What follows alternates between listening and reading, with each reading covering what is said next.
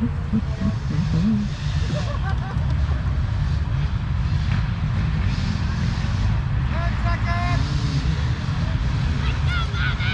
love that. I love the scream, "Let's go!" Bobby, I think it was. I'll have to check the results, see if there's a Bobby in our class. I have a decent start, but if you've seen that guy on the far right, he had an excellent start. Oh my gosh.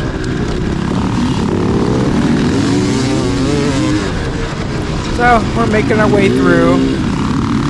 Nothing too exciting. Traction was great, minus the sandy spots for me. But this is a redesign course, which I definitely liked better than the previous course. The last course was just a little bit too tight for a good portion of the race. This was a better balance, but in my humble opinion, I would like a couple more open areas to get on the gas longer and go, because I don't know about you guys and girls, but I got beat up. My suspension's pretty decent, but boy oh boy was I taking a lot of pounding from some of those smaller, tighter trails. Are just pow, pow, pow, pow, pow, root, pow, pow. Never ending. But, you know, it is what it is.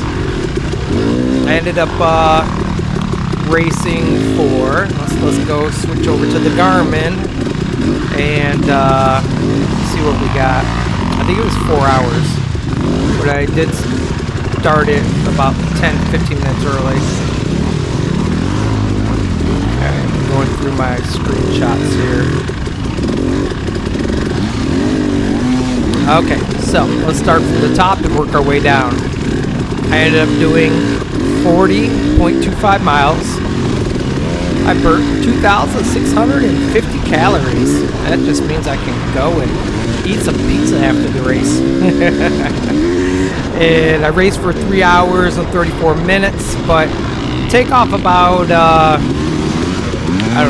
15 minutes for that, because I ended up going and I start my watch as the first couple rows go. That way it's already all set and good to go by the time I'm racing, because I still have to start the GoPro, get on my gloves. There's wolves. The wolf pack is over there. They always get the good spots. I'm not sure whenever they come, but they know the good spots. A little dusty through here, but luckily for me, the dust wasn't too horrible. But I still don't like pushing it every now and then, because it could be a rider down like me. There's the front end washout. Oh my gosh, I hit a little soft patch of sand and just went bloop. I did drop, or should I say raise. I raised my forks 5 more millimeters past the double line that I normally keep them at. So I'm like, really? Time to keep playing around with things. I made some other adjustments, but yeah, I'm so tempted, which I'm probably gonna do, especially after that feeling of throughout the race, just the front end feeling light. I'm gonna recheck the sag, but I think I'm just gonna throw my 200 forks on. Those things, to me, are proven. They're a WB open chamber fork. Nothing special. Got reworked from MX Tech, and they take that trail chop and just reduce it down like no other. This was our first little backup here, which actually, this is a thank you to Mark Becker. You guys that were at the last race remember some of those log crossings that everyone got stuck beyond, and that was, I think, my only real 2-second backup. So I would say the flow of the course was definitely a lot better. Alright, so back to the Garmin information. 157 beats per minute was my average heart rate. I averaged 11.3 mile per hour through this good old course. And My high heart rate was 175, resting 58. Yeah, that 58 must have been like the starting line as always, because I know once I'm racing, that heart rate stays up higher than that.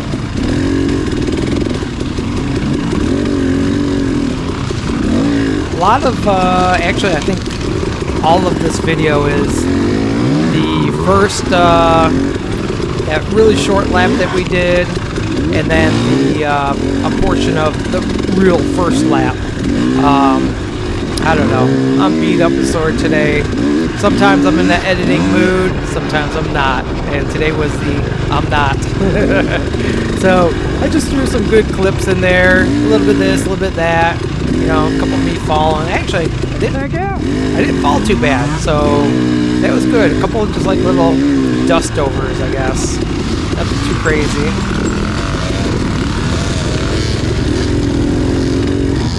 But anyone that walks the course after the course, be on the lookout for a turkey feather.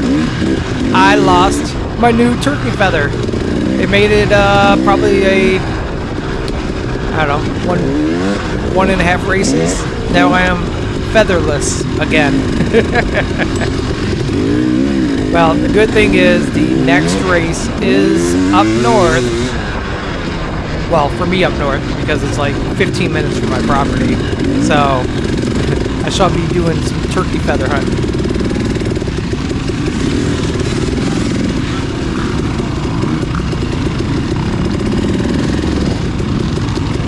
Oh, here we go. So this is the short scoring lap, and from memory, I think I seen I was in 10th place. So I was like, okay, all right, I'm in 10th place, which is better than normal for me.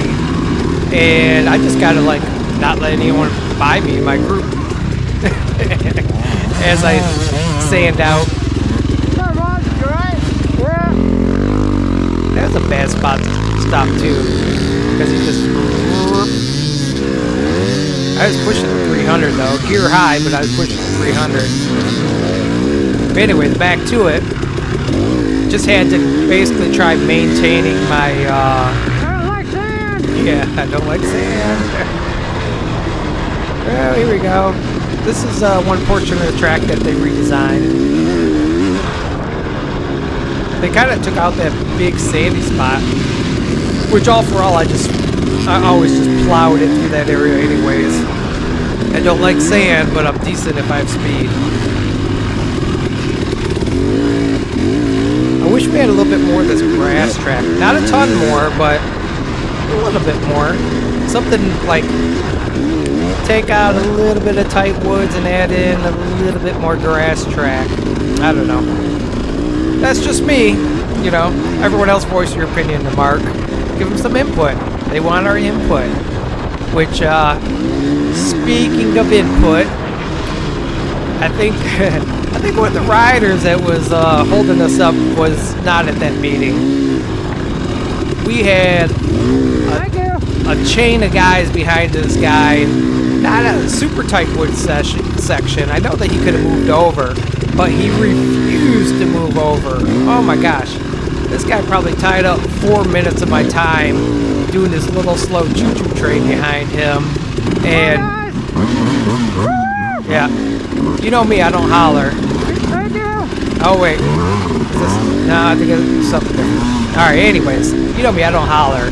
Dude, we're all hollering and revving behind this guy, and the only reason we got by is because he like blew a turn or something and ended up going down. I'm not sure how much longer he would have lasted, you know, like, because I suck at passing people. I don't like those kind of sketchy pass areas. I'm always looking for. Not going that way, hole. I'm always looking for the good area that I'm not going to possibly fall and wreck trying to make a pass. You faster guys, man, you'll pass over anything. You will literally be bar to bar next to me as you're like hugging a tree on the other side, making that pass. So I got big respect for you guys.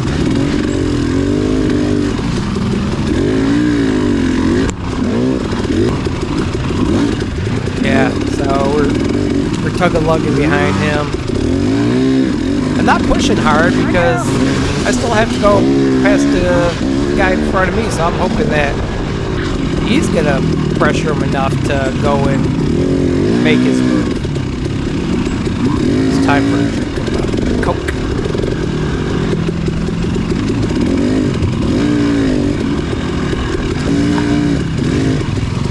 So believe it or not, I've never been to the 10 Pines Ranch for a race.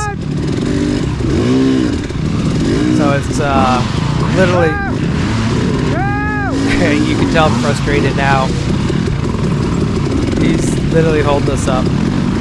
But anyways, so the 10 Pines Ranch is literally down the street from my brother, Pony Jr.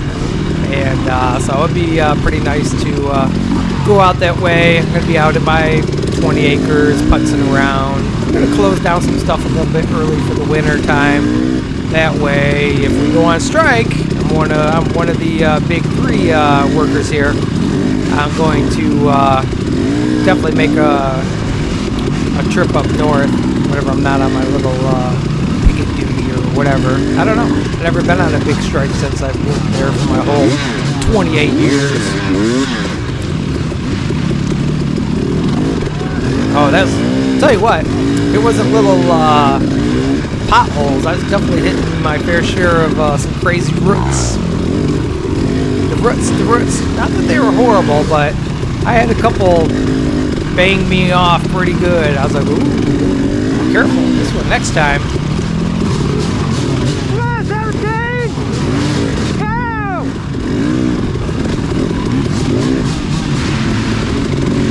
Yeah, if you think I'm impatient, you can hear the guys behind me.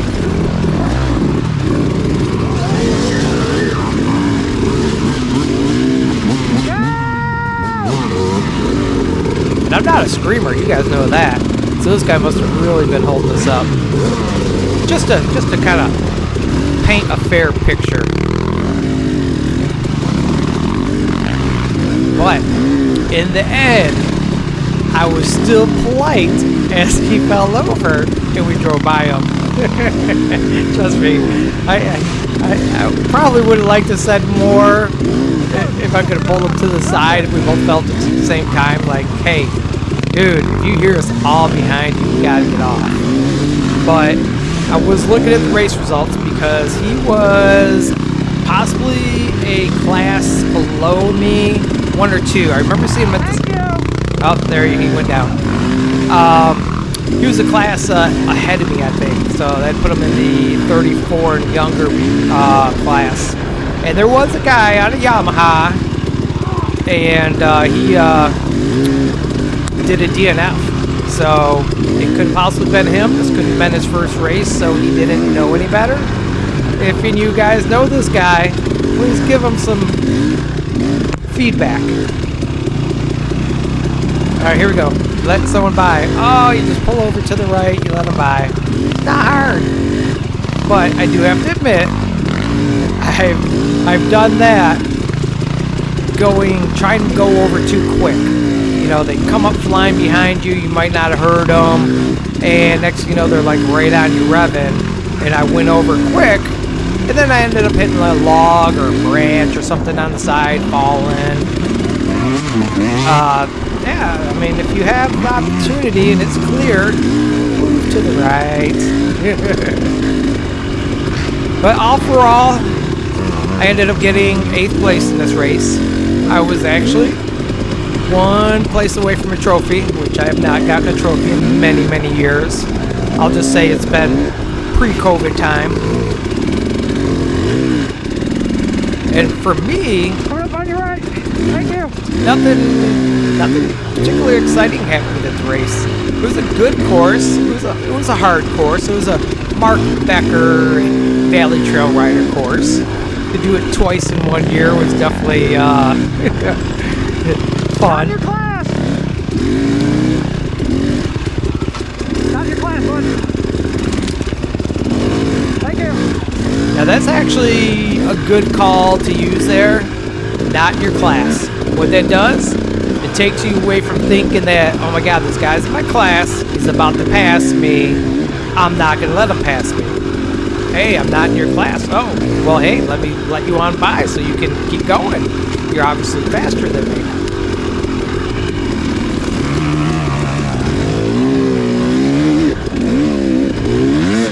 I remember this guy in front of me with, I think he has like a little bit of black and yellow on his shirt. I originally thought it was on his backpack, but it's actually on his jersey. I remember him from Muskegon. Not your class. Thank you. Which I'm not sure why he let me pass him, because dude, later in the race he came ripping by me like I was super slow. Not that I'm super fast, but you know, maybe he was taking a break, maybe he fell and was getting back into it.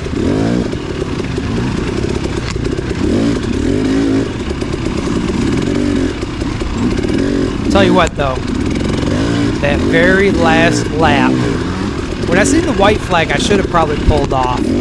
I knew that I had 10 more miles to go, and those 10 miles felt like 20 miles to me. I was like going and going, kind of in survival mode. I was so tired and whooped that I kept clipping trees, just in random stupid trees falling. I probably fell over 5 times in the last lap just from not steering good, being lazy with my turns because I was so tired. So I seen 7.5 miles and I was like, oh yes, please come close. And before you know it, I seen the checkered flag, but I had a dead GoPro battery, so you guys don't get to see it. You just have to take my word for it. We're getting pretty close to the end of the video here. I think the guy in front of me, we played a tiny bit of cat and mouse, and he ended up passing me in the very last lap. And the speed he was going, I was like, nope, I don't have the energy. I don't. So here we go. District 14 hair scramble photos. There's my boy Jake Grits taking a hit. He got taken out. Not on purpose. A couple of me. Whoa, look at that one. That's up the side of that jump there. That's it. District 14 hair scramble photos. I just caught a Facebook post. They do have a little donation box over at sign up. So for people like me and maybe you that enjoy their photos, always look forward to them at the end of the races. They got a little something up there for them. So I'm not affiliated with them, but I definitely do enjoy looking for my photos after the race. All right, guys, have a good one.